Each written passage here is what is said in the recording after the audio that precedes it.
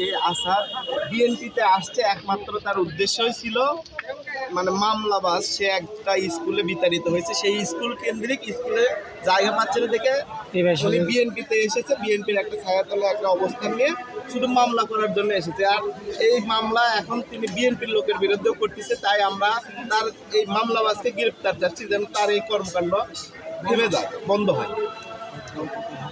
এই যে আবু আসাদ আপনার এসআই ওসি সহ বিভিন্ন লোকের মাধ্যমে মামলা করতেছে, আপনার এলাকাবাসী যে বিষয়টা আজকে মানববন্ধন করলেন, এটা এতদিন পরে করলেন, ঘটনাটা আরও আগে।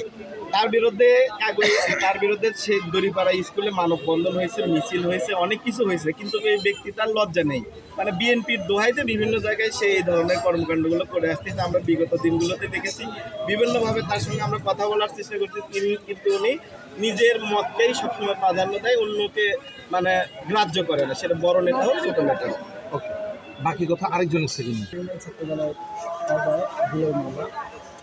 আমার সোনারা ইউনিয়ন, আমার ইউনিয়নের নাম পার্শ্ববর্তী কাগজ ইউনিয়ন গাছা বাজারে আবু আসাদ কাকার যে বিষয়টা, আমরা ছোট মানুষ হিসেবে আমরা যতদিন হবে ছাত্র দলের সাথে জড়িত এবং বিএনপির সাথে জড়িত, আমরা সবসময় বিএনপি পরিবার চাই, বিএনপি দেশ নায়ক গ্রহণ চাই যে বাংলাদেশের যত নেতাকর্মী আছে তারা মানুষের দ্বারা যায় বিএনপির কথা বলুক এবং বিএনপির যাতে ভোট বাড়ে সেজন্য কাজ করুক। আমরা দিন রাত পরিশ্রম করে, আমরা যারা দলকে ভালোবাসি তারা আমরা দিন রাত পরিশ্রম করে, এবং কিছু কিছু মানুষ যে ব্যক্তির স্বার্থে যে দলক ব্যবহার করে দলের বদনাম ছড়ায়, এদেরকে আমরা মানে ঘৃণা করি এবং এদের বিরুদ্ধে সাংগঠনিক ব্যবস্থার দাবি করতেছি আমি ছাত্র দলের পক্ষ থেকে। এবং আমি বলতেছি যে বিএনপি এমন একটি সংগঠন, বিশ্বের সবচাইতে জনপ্রিয় সংগঠন বিএনপি, যে বিশ্বের সারা বাংলাদেশে বা সারা বিশ্বে বিএনপির নাম প্রচারিত হয় এবং তার সমর্থ আছে। আমি মনে করি বড় দল, তার মধ্যে মতভেদ থাকতে পারে, গ্রুপিং থাকতে পারে, কিন্তু গ্রুপিংয়ের ঊর্ধ্বে ব্যক্তির সাথে দল বড়, দলের সাথে দেশ বড়। তারেক রহমানের একটাই স্লোগান যে দেশ বাঁচাও মানুষ বাঁচাও। এই স্লোগানকে বুকে ধারণ করে আমরা যুব দল বিএনপি গাবতলী থানা বিএনপির সভাপতি জননেতা মোর্শেদ মিল্টনের নেতৃত্বে আমরা সর্বক্ষণিক মানুষের সেবায় নিয়োজিত আছি। এই আশাবাদ ব্যক্ত করতে আমি আমার সঙ্গে সেটা না, সে দলীয় লোক, এটা আমরা জানি, কিন্তু দলীয় লোক হয়ে দলের নাম ভাঙে কেউ বিজনেস করলে এটা মানে দল এর দায়ভার নেবে না। তারেক রহমান বারবার কষ্ট কথা বলতেছে, কথা বলতেছে দলের বিরুদ্ধে কেউ কাজ করলে দল তাকে অব্যাহতি দেবে এবং দল তার কোনো দায়ভার নেবে না।